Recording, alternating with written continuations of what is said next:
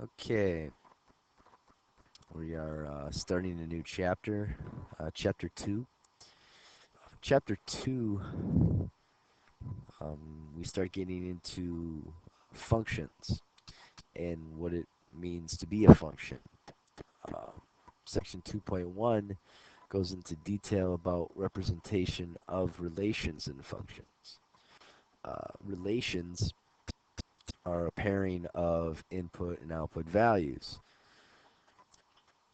What might be a easier definition of relation is sets of x and y values. We've been plotting points on a graph for some time now, and most of this is review, so hopefully it's very much a smooth transition to find the representation. Other terms that we're going to use in this chapter and also in this section is domain and range. Domain is the set of all inputs or the set of x values, and range is a set of outputs, which is the set of y values. So there are different ways that we can represent relations, excuse me, one of which is what is called a ordered pair. Ordered pair is being able to decipher which ones are x coordinate and which ones are y coordinate, and we've used this method sometime to identify uh, ordered pair in a graph. Another one would be this one, which we would call a table, or sometimes it's called a t-chart. Number three, we could just simply graph the ordered pair. And then number four is what is called a mapping diagram. So all of these different representations of relations provide the same result in order of finding the particular function. It's just different ways of showing each relation.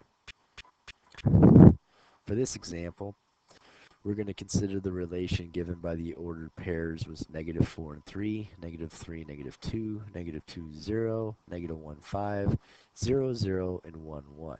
So first off, I want to be able to identify the domain and range. Remember, domain is the set of x values. So what I'm going to do is I'm going to abbreviate it as D, and I have a little parentheses here, and I'm going to list from smallest to largest my values for x. So I have -4, -3, -2, -1, 0, and 1. Now my range, which I can represent as R, is I'm going to list the set of y values in order from least to greatest without having to repeat numbers. As you can see here, I have a 0 here and a 0 here, both in my y coordinate. Since I have two different order pairs that have the value of 0, I only have to write that value 0 once in my subset for my range. So looks like I have -2. Do I have anything? I have -1, 0. Excuse me. I have 1, and looks like 3 and 5. So those are my sets of domain and range. If I'm going to now look at my um, example B, and I'm going to graph and then use also a mapping diagram. So here, I'm going to graph. So I'm going to plot these ordered pair that were given in the example. So I have -4 and 3. Looks like it's right about there. -3. Did I write that wrong? Oh, shoot. Let's try that again.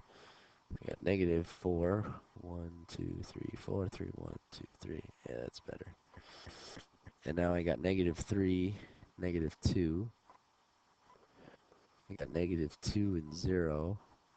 I got negative 1 and 5. 1, 2, 3,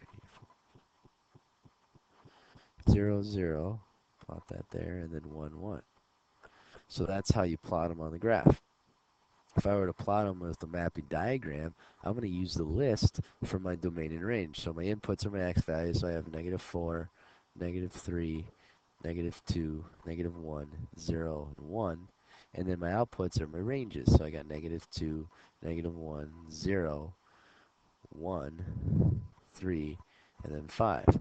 And what I'm going to do is I'm going to use my ordered pair here to identify by drawing an arrow to them. So negative 4 and negative 3, or negative 4 and 3, I'm sorry, come together, so I'm going to make an arrow there.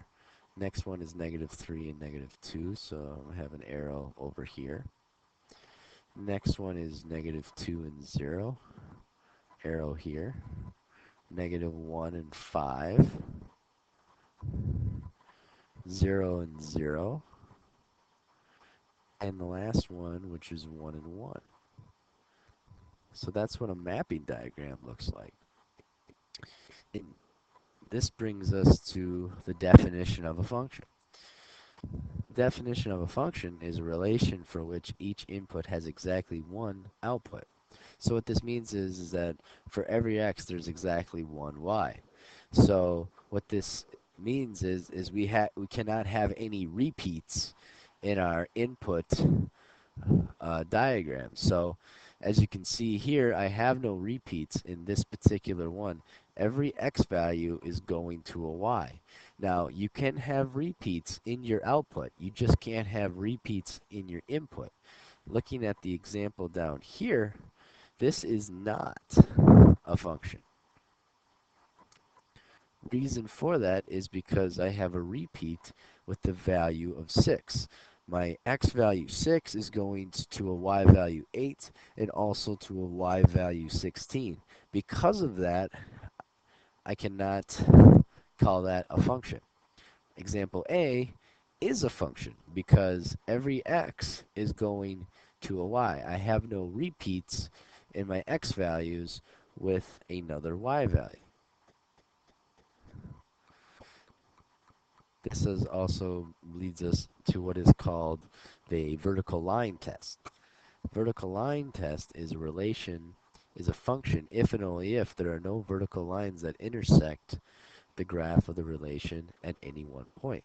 So if like I just had a line like this would be considered a function because if I were to place a vertical line across, only one point would cross that vertical line. But if I had an equation that looks something kind of like this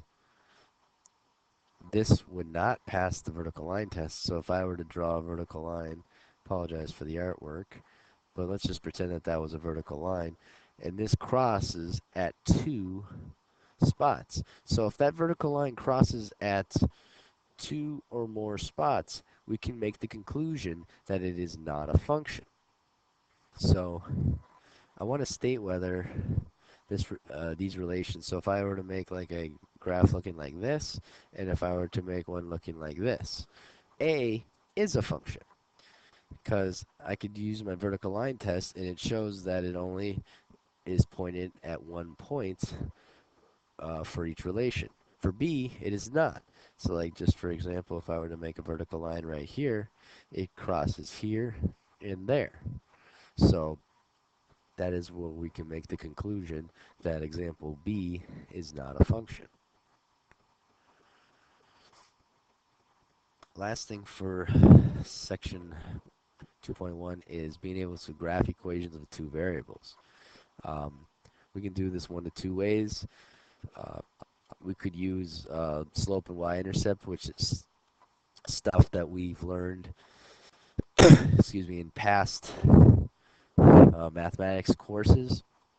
We're also going to be using that obviously in the future, so if you want to do some good practice with that, I recommend that. If you feel uncomfortable with that, we could always create a table and then plot enough points for the table to recognize a pattern. Now, the definition of a line is 2 points. So minimum, you'd have to make 2 points on a t-chart, but I'm going to make 3. So I'm going to say negative 1, 0, and 1. I'm going to make those, create those x values. So from that, I'm going to substitute in those values in for x to see what kind of results I get for y. So for example, I'm going to say y equals the negative 3 times negative 1 plus 7. Negative 3 times the negative 1 is a positive 3 plus 7. 3 plus 7 is 10. So when my x is negative 1, my y is 7. When my x is 0, my y is 7. And when my x is 1, my y is 4. So now what I can do is I can plot these points. So I got negative 1 and 10. I got 0 and 1, 2, 3, 4, 5, 6, 7. And 1 and 4. So 1, 2, 3. So from these points I can make a line, just connecting the dots. And that is how we can graph this particular equation. If we have example B, we can do the same thing. I can even use the same values I used in example A. I'm going to use negative 1, 0, and 1. So if negative 1 was x, my y would be a negative 1 and a quarter. If my x was 0, my y would be negative 1. And if my x was 1, my y would be a negative 3 over 4. So if I plot these points, so I got 0 and 1, I have negative 1 and negative 1 and a quarter, and 1 and negative 3 quarters. Excuse me, I'm sorry. And I just connect the dots. Okay? And that is being able to create relations and also graph linear functions. This helps. Until next time.